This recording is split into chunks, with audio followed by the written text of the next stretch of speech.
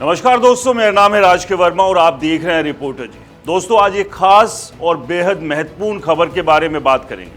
हाल ही में एक international magazine में एक रिपोर्ट छपी थी कि दिल्ली एनसीआर और देश के कई बड़े शहर खतरे की जद में हैं और ये खतरा है यहाँ पर लगातार धीरे धीरे जमीन का धंसना, और इसमें गुरुग्राम भी शामिल है। जी हाँ, साइबर सिटी, मिलेनियम सिटी के नाम से जाने जाने वाला शहर गुरुग्राम भी इस खतरे की जद में।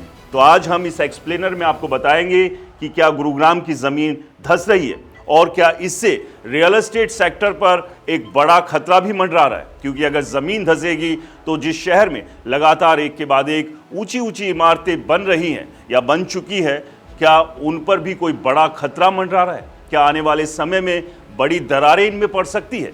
क्या ये इमारतें अब एक बड़ा खतरा यहाँ रहने वाले लोगों के लिए हो गई है? और आखिरकार ये ज़मीन क्यों धंस रही है? इसके पीछे कौन है? आप, हम, सरकार या बिल्डर? तो आज पूरी सच्चाई पूरी डिटेल के साथ आपको बताऊंगा, इसलिए इस वीडियो को अंत तक ज़रूर देखें और इसे लाइक करें। अपने मिलने वाले परिवार के लोगों और दोस्तों के साथ शेयर करना तो बिल्कुल ना भूलें। तो चलिए शुरू करते हैं कि आखिरकार माजरा क्या है और क्यों ये बात की जा रही है कि गुरुग्राम की ज़मीन धंस रही है। सबसे पहले गुरुग्राम का जो भू जल संकट है, क्योंकि यही वो एक बड़ा कारण है जिसकी वजह से ज़मीन खोखली भी होती जा रही है, तो वो है भू जल संकट। 1974 में अगर बात करें तो 757 मीटर पर गुरुग्राम में पानी था, यानी ग्राउंड वाटर लेवल जो था वो 757 मीटर पर ही था, यानी कि थोड़ी सी खुदाई की और ज़मीन से पानी निकलना शुरू हो जाता था। लेकिन अगर आज की बात करें तो ये 30 मीटर से भी नीचे चला गया, 30 मीटर से भी ज़्यादा नीचे, और कई ऐसे इलाके जहां तो इससे भी ज़्यादा नीचे ग्राउंड लेवल पहुंच चुका है। अब इसके पीछे ओवर एक्सप्लॉयटेशन है 195% से ज़्यादा, यानी कि हम दबाकर ग्राउंड वाटर का दोहन कर रहे हैं। और इस बारे में प्रशासन से लेकर सरकार ने भी सख्तियां ज़रूर की है, लेकिन वो नाकाफ़ी रही। चोरी छुपे बिल्डर्स और बहुत सारे लोग अभी भी ग्राउंड वाटर जो है वो लगातार उसे खींच रहे हैं ज़मीन के अंदर से। और इसका असर क्या हुआ? जितना पानी भर रहा है उससे लगभग दोगुना निकाला जा रहा है, यानी कि जो रिचार्ज हो रहा है ग्राउंड वाटर उससे दोगुना या उससे ज़्यादा पानी बाहर निकाल लिया जाता है। 84 रेन वाटर हार्वेस्टिंग सिस्टम जो सूखे पड़े हुए हैं। अब ये जो सिटी है वो उधार के पानी की तरफ बढ़ रही है, यानी कि वाटर क्राइसिस जो है गुरुग्राम में एक बड़ी समस्या आने वाले समय में हो सकती है, क्योंकि लगातार जो ज़मीन का पानी है उसका दोहन किया जा रहा है। और आप देखते हैं हर साल मॉनसून में बरसात होती है, जमकर बरसात होती है, लेकिन वो पानी कहाँ जाता है? सड़कों के ऊपर इकट्ठा हो जाता है और उसके बाद सिवर से वो पानी वेस्ट हो जाता है।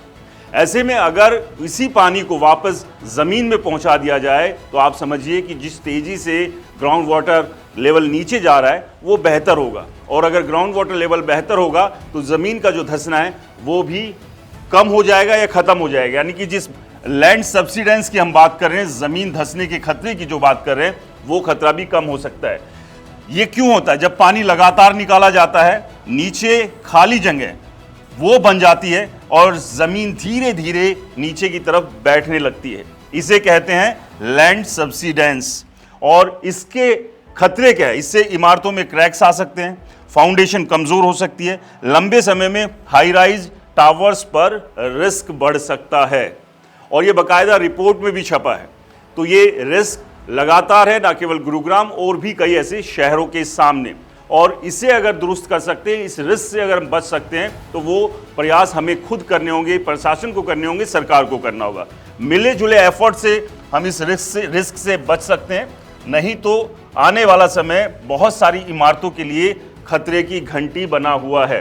अब सबसे बड़ा सवाल ये है कि इसका प्रॉपर्टी पर असर क्या पड़ेगा। जाहिर सी बात है, जब लोगों को इस बात का खतरा सामने नजर आएगा कि लैंड सब्सिडेंस जो है वो लगातार बढ़ रहा है, तो उन इलाकों को जो हाई रिस्क जोन है वहाँ पर घर खरीदने से बचेंगे, प्रॉपर्टी की वैल्यू डाउन होगी, किराया जो है किराया भी कम होगा। तो ऐसे में आने वाला समय जो है वो गुरुग्राम के लिए सोचने विचारने का समय है कि आखिरकार हम अपने आने वाले भविष्य के साथ क्या कुछ कर रहे हैं। क्योंकि लगातार आप समझिए कि पानी की निकासी हो रही है, बड़े बड़े प्रोजेक्ट्स आ रहे हैं और इतना पानी की सप्लाई नहीं है, तो इन प्रोजेक्ट्स की कंस्ट्रक्शन के लिए पानी कहाँ से आ रहा है? वहीं से चोरी छुप के बहुत सारे प्रोजेक्ट, हम ये नहीं कह रहे कि तमाम प्रोजेक्ट्स में ये सब चल रहा है, लेकिन बहुत सारे बिल्डर्स चोरी छुपे ज़मीन से पानी दबा के खींच रहे हैं और उसका असर पड़ रहा है कि हर साल कुछ ज़मीन का हिस्सा नीचे की तरफ धंस रहा है। और सबसे बड़ी बात यह है कि ये इक्वल नहीं, कहीं ज़्यादा कहीं कम, तो ऐसे में ये खतरा और ज़्यादा बढ़ सकता है। दिल्ली में भी कई इलाके ऐसे हैं जहां पर इस तरह की स्थिति बनी है, लेकिन रिपोर्ट में एक दावा भी किया गया, द्वारका का एग्जाम्पल दिया गया कि द्वारका में भी लैंड सब्सिडेंस की जो है वो परेशानी थी, लेकिन वहां पर रिचार्ज यानी कि ग्राउंड वाटर रिचार्ज को बेहतर किया गया और कई ऐसे कदम उठाए गए जिसके बाद वहां पर ज़मीन का धंसना ना केवल बंद हुआ बल्कि स्थिति बेहतर हुई, जो कि रिपोर्ट दावा भी कर रही है। लेकिन गुरुग्राम के लिए ये अलार्मिंग सिचुएशन है और इसे हमें आपको समझना होगा। इसलिए जहां भी किसी प्रोजेक्ट में आप फ्लैट खरीदने या इन्वेस्ट करने के लिए जाए तो अच्छे से वहां चेक कर ले कि वहां पर लैंड सब्सिडेंस की परेशानी तो नहीं है। बिल्डर से बात करें और उस इलाके को अच्छे से जांचें परखें, वरना ऐसा ना हो कि आपके करोड़ों रुपए का इन्वेस्ट तो फंस ही जाए और भविष्य में एक खतरा भी जो है आपके सामने लगातार बना रहे। दोस्तों, क्या आपके हाई राइज में भी क्रैक्स या कुछ दरारें दिख रही है? हमें कमेंट्स कर ज़रूर बताएं और इसे हल्के में ना ले। एक बार स्ट्रक्चरल ऑडिट के लिए अपने बिल्डर या प्रशासन से बात ज़रूर करें। वीडियो पसंद आए तो इसे लाइक करें, शेयर करें और हमारे चैनल को सब्सक्राइब और फॉलो करना दोस्तों बिल्कुल ना भूलिए, क्योंकि यहीं मिलती है आपको रियल एस्टेट से जुड़ी रियल स्टोरीज। नमस्कार।